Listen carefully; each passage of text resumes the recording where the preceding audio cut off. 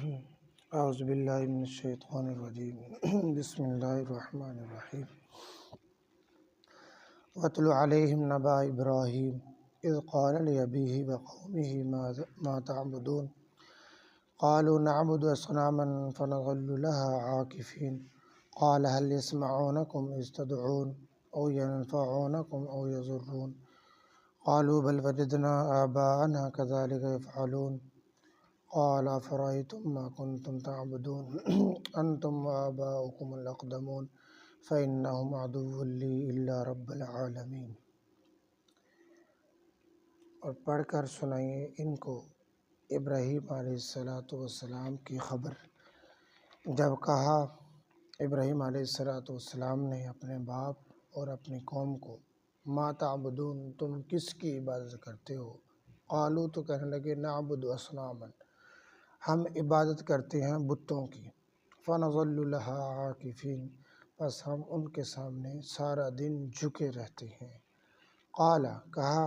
حضرت ابراہیم علیہ السلام نے، هل يسمعونکم، کیا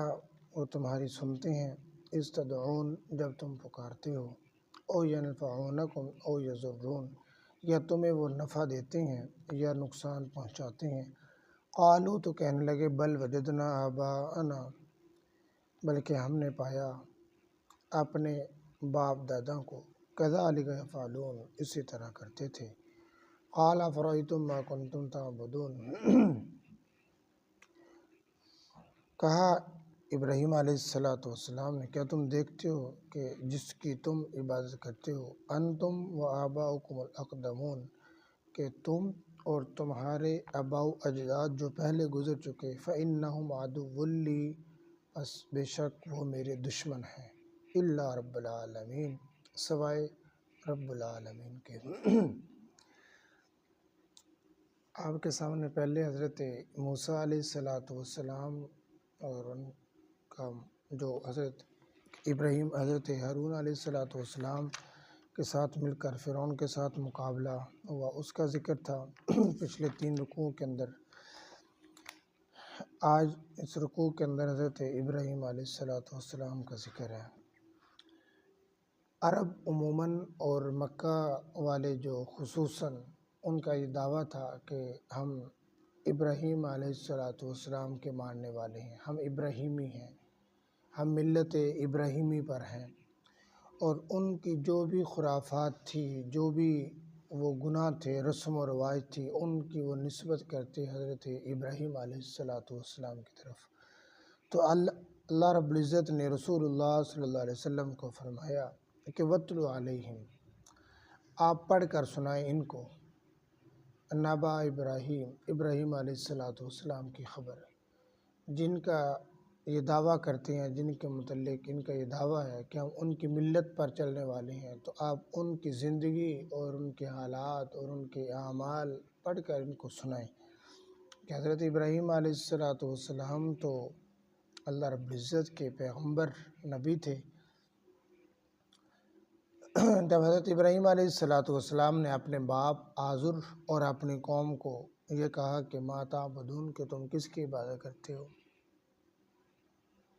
اب یہاں پر ایک بات تو یہ ذہن کے اندر رکھیے گا کہ حضرت ابراہیم علیہ السلام کے والد کا نام آزر تھا۔ بعض جگہوں پر ملتا ہے کہ کوئی اور نام، یا بعضوں نے کہا کہ آزر حضرت ابراہیم علیہ السلام کی چچا کا نام تھا، یہ ٹھیک نہیں ہے، بلکہ قرآن پاک کے اندر اللہ نے ارشاد فرمایا اذ قال ابراہیم لأبیہ آزر،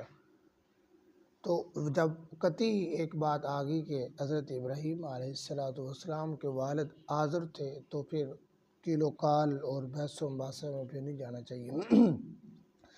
تو حضرت ابراہیم علیہ السلام نے اپنے والد اور اپنی قوم کو مخاطب ہو کر فرمایا کہ ما تعبدون، کہ تم کس چیز کی عبادت کرتے ہو؟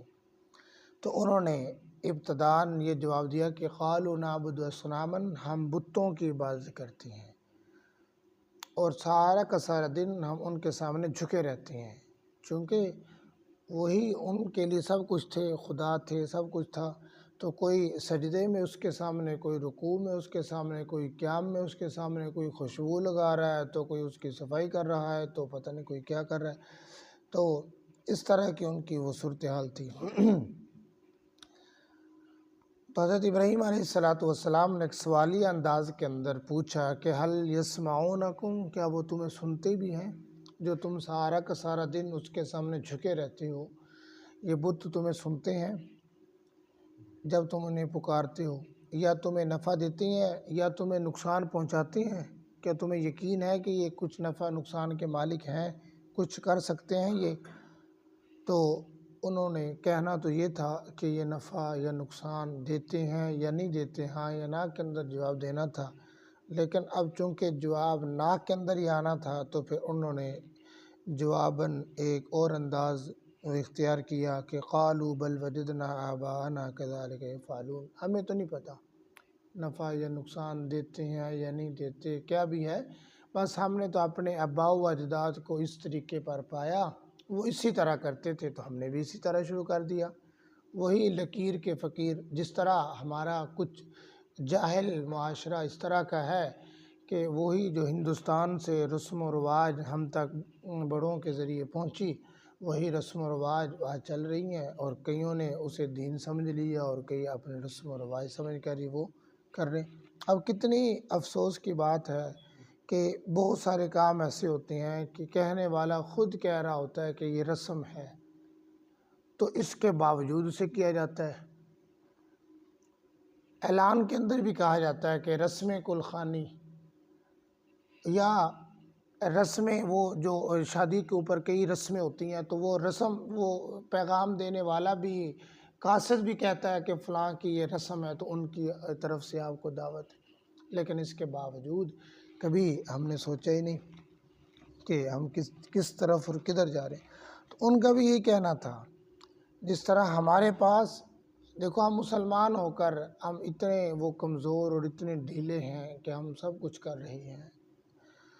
تو وہ تو تھے کافر۔ تو کہنے لگے کہ ہم نے پایا اپنے آباء و اجداد کو اسی طرح کہ وہ اسی طرح کرتے تھے۔ تو حضرت ابراہیم علیہ السلام نے کھلے انداز کے اندر اور بڑی صاف بات کہی، کہنے لگے کہ تم اور تمہارے آباء و اجداد سارے کے سارے فَإِنَّهُمْ عَدُوٌّ لِّي، میرے دشمن ہو۔ حضرت ابراہیم علیہ السلام نے کہا کہ تم اور تمہارے آباء و اجداد اور تمہاری ساری کی ساری قوم میری دشمن ہے، چونکہ حضرت ابراہیم علیہ السلام خود اور ان کی بیوی اور ان کے بھتیجے حضرت لوط، یہ حضرت ابراہیم علیہ السلام کی طرف تھے تین، باقی سارے کے سارے چونکہ وہ غیر مسلم تھے، تو اس لیے واضح اور صریح وہ پیغام دیا۔ اب یہاں پر ایک بات تقلید کے حوالے سے ذہن کے اندر رکھ لیں کہ قرآن پاک کے اندر ایسی تقلید جس کا شریعت کے اندر کوئی ثبوت نہ ہو، ناجائز ہے، بالکل اس کی اجازت نہیں ہے۔ یہ بھی ایک قسم کی تقلید ہے کہ میں نے بڑوں کو دیکھا، بڑوں کی طرف سے یہ ہمیں یہ چیز ملی ہے اس لیے ہم یہ کر رہے ہیں۔ تو یہ بڑوں کی طرف سے جو ملی ہے چیز، آیا اس کا اسلام کے اندر کوئی ثبوت ہے یا نہیں؟ اگر نہیں تو پھر قرآن پاک کے اندر اس کی تقلید کی اجازت نہیں ہے۔ ہاں، باقی ہم جو تقلید کرتے ہیں اس کے حوالے سے یہ بات ذہن کے اندر رکھ لیں کہ ہم تقلید قرآن، حدیث، صحابہ اکرام، خلفائے راشدین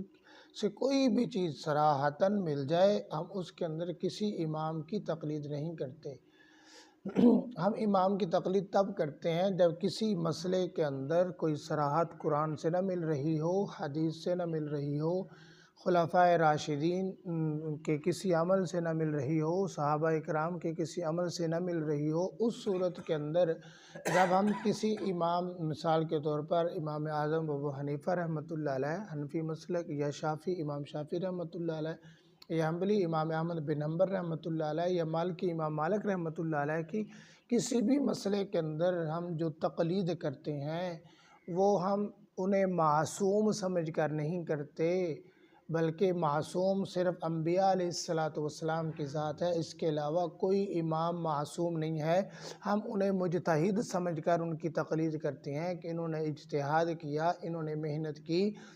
یہ مسئلہ انہوں نے نکالا، یہ درست بھی ہو سکتا ہے، غلط بھی ہو سکتا ہے، ہم یہ سمجھ کر تقلید کرتے ہیں، ہم یہ نہیں سمجھتے کہ قرآن پاک کی طرح یہ قطعی ہے، یہ حدیث پاک کی طرح یہ قطعی ہے، یہ اس کے اندر کسی قسم کی کوئی خطا نہیں ہو سکتی، نہیں، بلکہ امام جو ہیں وہ نہ معصوم ہیں نہ محفوظ ہیں۔ انبیاء علیہ السلام کی ذات معصوم ہے، گناہوں سے پاک ہے، صحابہ اکرام رضی اللہ تعالیٰ عنہ اجمعین کی وہ دوسرا محفوظ ہے، یعنی کہ گناہوں سے اللہ نے ان کو محفوظ رکھا۔ اگر کسی سے کوئی خطا ہوئی تو اللہ نے جزا کے بعد انہیں معاف فرما دیا، اور قرآن پاک کے اندر باقاعدہ اعلان فرما دیا رضی اللہ عنہم ورضوا عنہ کہ اللہ ان سے راضی اور وہ اللہ سے راضی۔ تو یہ تو دو ہستیاں ہیں، باقی اس کے علاوہ جتنے بھی امام ہیں، مجتہد ہیں، ان سے خطا ہو سکتی ہے، تو یہ بات ذہن کے اندر ہمیں رکھنی چاہیے۔ تو تقلید اس صورت کے اندر تو ٹھیک ہے کہ کسی کو معصوم سمجھ کر تقلید نہ کی جائے، اگر کسی امام کو معصوم سمجھ کر تقلید کریں گے تو پھر یہ بھی غلط ہے، یہ بھی ٹھیک نہیں ہے۔